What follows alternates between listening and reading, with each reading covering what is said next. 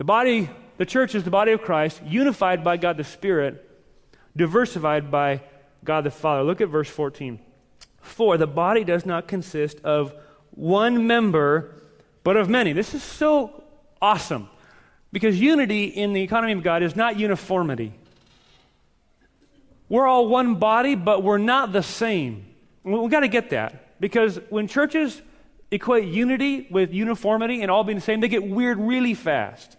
Everyone's got to wear the same clothes. Everyone's got to listen to the same podcasts. Everyone's got to read the same books. Everyone's got to like the same culture and arts and entertainments and movies. And everybody's got to go to the same school. And it just gets weird. It's just weird. That's a cult. Cults use uniformity to control and create unity. So you go against their code, you don't dress how they dress, you don't go to their schools, you don't do their things, whatever, then you're out.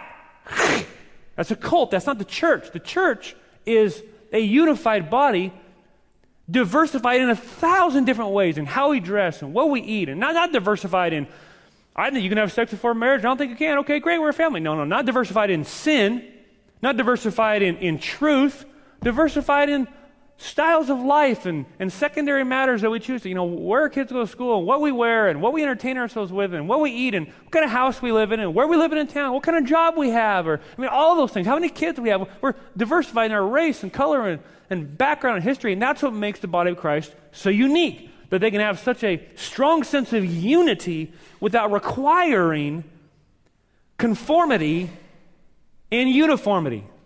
It's a beautiful thing. Paul's given that teaching here. For the body does not consist of one member, but of many members. If the foot should say, because I'm not a hand, I don't belong to the body, that would not make it any less a part of the body.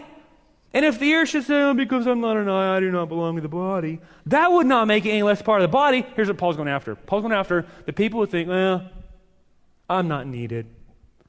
Paul's like, hey, for you to think that would be for the ear to think, I'm not needed. That's ludicrous. Of course the head and the body need the ear. Because right now, if the ear doesn't work, they're not going to hear the train coming behind them. It's going to hit them. Train whistle, tell the head, turn, move, live. See how that works? The ear is so important to the health of the body.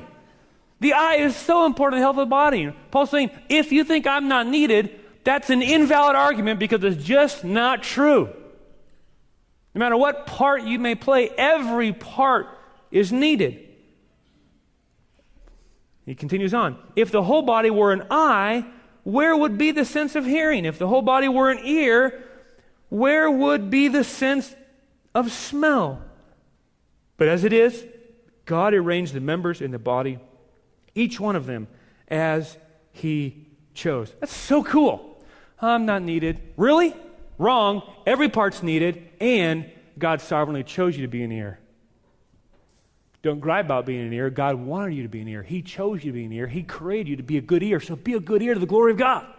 Be a good elbow, a good pinky, a good big toe, a good kneecap, a good tendon. Be the good part of the body God's made you to be, because in His sovereignty and goodness and design, He made you that, which inherently instills worth into every piece and part of the body.